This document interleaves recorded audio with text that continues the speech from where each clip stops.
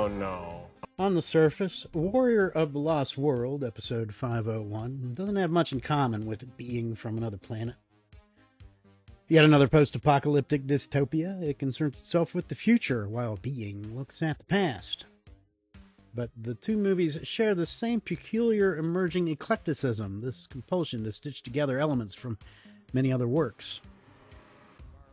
The borrowings come so fast and furious, in fact, as to crowd out any original ideas the movie might otherwise have had. Film is becoming a new kind of thing. It's an imitation of traditional narrative, a la the stage play or the short story, and more like a 90-minute block of MTV programming or a series of ads for other movies. There's plenty of familiar titles here. The overall aesthetic is late Mad Max, with modified muscle cars and diesel trucks speeding across the California desert highways. Among the off-ramps roam junkyard-dwelling street youths modeled after the warriors. The hero's puffy-cheeked muttering adapts the virtually inaudible Snake Plissken's in Escape from New York. The leading couple, he and Natasha, snatch a cue from Invasion of the Body Snatchers' Nancy Belichick and walk among their nemesis for hours, disguising themselves by showing no emotion. But when our heroes sneak around the sterile and dangerous Omegan headquarters in enemy uniforms, the movie makers are also pursuing the mood of Luke and the gang's Death Star infiltration in Star Wars. On it goes. The principal storyline involves a guerrilla struggle to overthrow Omega, an autocracy that's emerged in the wake of some undisclosed world-ending cataclysm. This winds up being pretty easy, since the Omegan denizens are zonked out all the time. By day, they're mollified by constant looping announcements like those one hears at airports, only instead of providing gate information, the voice tells the Omegans how they ought to be feeling. We are very well today, thank you, please. Affirms the voice calmly. Food and entertainment are provided. By night, the worker drones mope about the Club Utopia to watch hot young dancers in leather garb strike provocative poses. Still, we hear the mellow voice on the PA describing the act as part of the Video-Visceral Process. This is a head-scratcher, since the performance is live action, not video, and there's scarcely a screen in the place. But here Lost World seems to be borrowing, clumsily to be sure, from yet two more recent films. Videodrome, David Cronenberg's masterful fever dream melding video and reality, and the X-rated Café Flesh, in which hollowed-out sex negatives watch the lucky positives wrangle and fornicate on a greasy stage. It's apt to describe the characters in these movies as undergoing a video-visceral process, and something similar is going on for the Omegans, too. The act of watching swallows their souls, and they enter the notorious alpha wave state Marie Wynn warns about in her cautionary volume on TV's dangers. The fact that the hypnotic spectacle is live action rather than television, at least in Café Flesh and Lost World, doesn't negate the point so much as underscore it. The power of video is such that it threatens to spread past the border of screens and manifest in reality.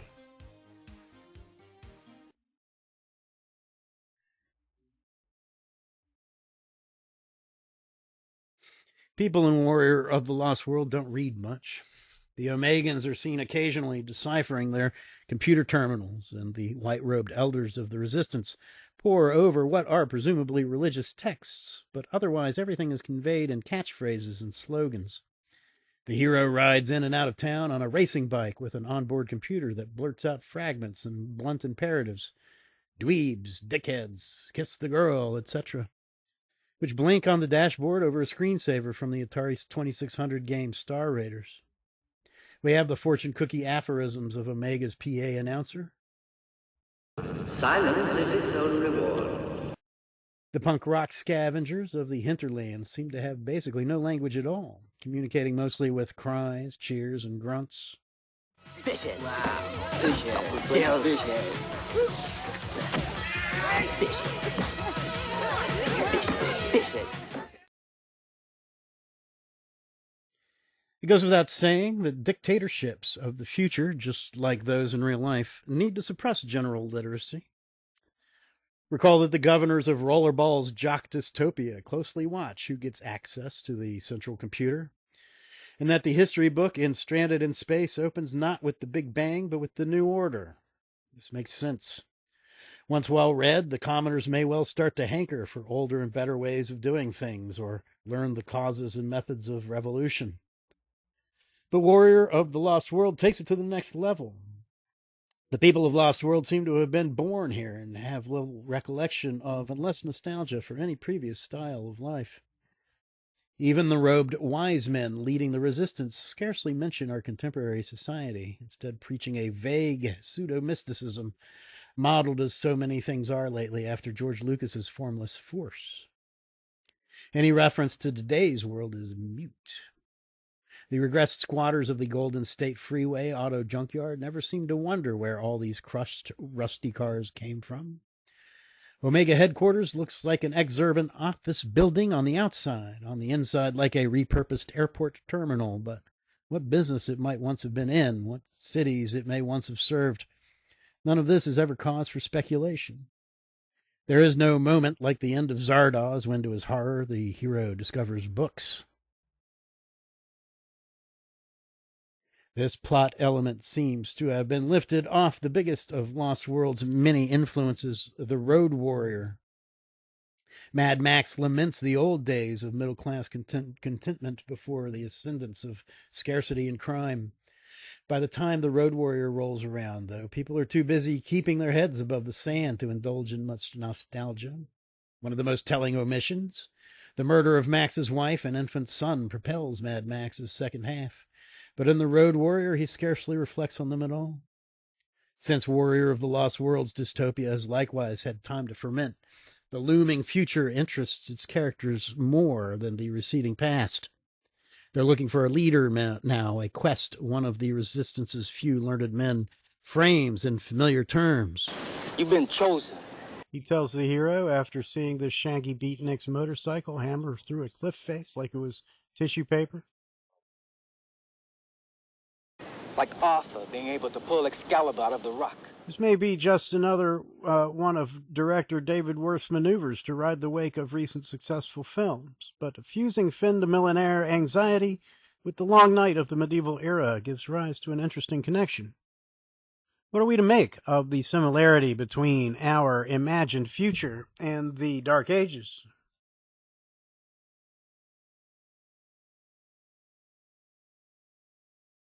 What pulled society out of the Dark Ages?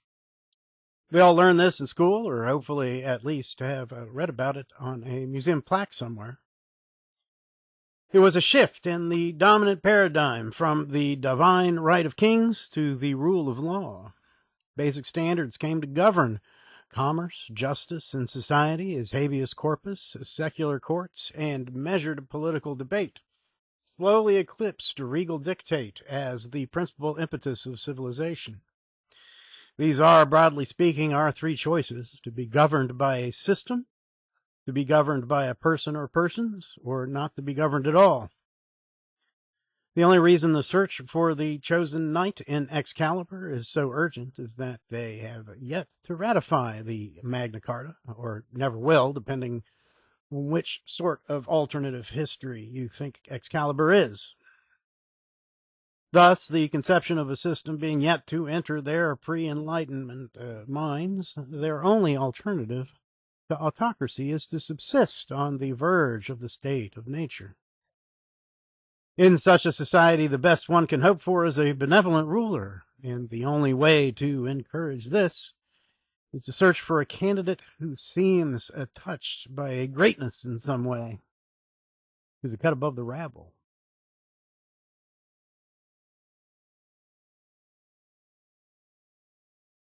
Transplant this idea from Excalibur's fantastical medieval England to the post-industrial anarchy of Warrior of the Lost World, is to posit a culture that, having once grasped the social and secular order of the Enlightenment, has now chosen to renounce it in favor of the monarchical paradigm. The regression here is willful. The wise men and warriors of the resistance have chosen the path of kings over the path of laws. Where this is concerned, the Omega actually represent a much bolder step toward restoring something like our current complex state of civilized development. If that is indeed what the denizens of David Worth's future want, and this isn't the least bit clear. The brainwashed, shuffling worker bees at the Omega complex lack many outlets for individual expression and self-discovery, it's true, but on the other hand, the signage is abundant and easy to read. There's electricity and running water.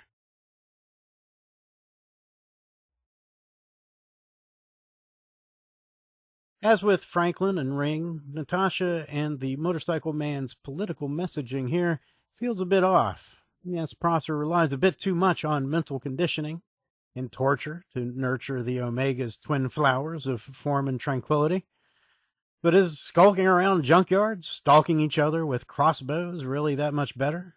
Yes, the Motorcycle Man miraculously survives his crash into the secret wall of illusion. But he had no reason to expect this.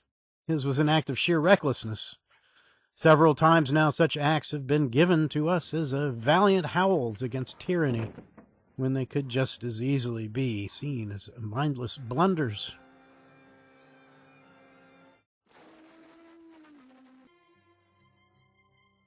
Among Lost World's many blunderers, there are none quite so cavalier as Sweetie, the talking computer on Motorcycle Man's handlebars. This is because technological advances in the present have allowed us to imagine more mobile computers in the future. And thus Sweetie holds a full repository of information, a Library of Alexandria in her high-speed memory banks. When she comes up empty in a later battle with an enormous Omegan combat vehicle, dubbed descriptively a mega-weapon, this is because the beast has no weakness. Up to then, Sweetie's cavalier because she has no reason to fear. She knows what tricks to pull to get the Motorcycle Man out of every tight spot. Meanwhile, he, like the pilots of the automated Thunderfighters in Buck Rogers, serves more as freight than driver, passenger, or even stowaway. This is presumably the reason for his detached mumbling. His input's of little value, and he knows it.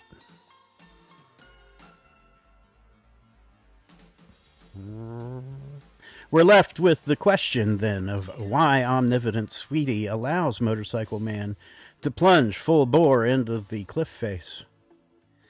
It seems easiest to presume her calculations have led her to see this as the only way of crossing his path with that of the resistance. When he asks her about it later, her vacant denial, like, "What wall, man?" seems less like an honest confession and more like a feigning of ignorance, like part of a larger cover-up.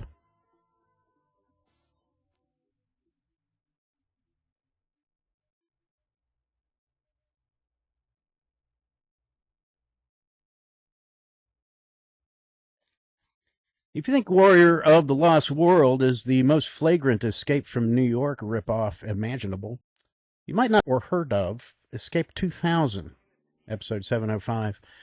Sure, Lost World vaguely reminds you of John Carpenter's game-changing original, but Escape 2000 practically duplicates it. Most conspicuous is writer Tito Carpi's decision to lift Escape from New York's most critical plot point by having the movie's rampaging rebels kidnap the president. Events wholly transpire in a single New York borough to boot, the Bronx having been the one quarantined by America's new Italian overlords. Maybe it's because the Italians have such a direct history with fascism. They invented it, as it happens, though it's impolite to say so. But Escape 2000's ventures into the oppressive machinations of the GC Corporation and the shady elites running GCC make for surprisingly effective drama and gifted filmmaking. The cabal presides over Manhattan from the vantage of a windowed penthouse near the top of a high-rise, perhaps the World Trade Center, and study a tabletop replica of the Bronx as they engineer their sweep and clear operation. This would indeed seem to be the best way to run a dictatorship.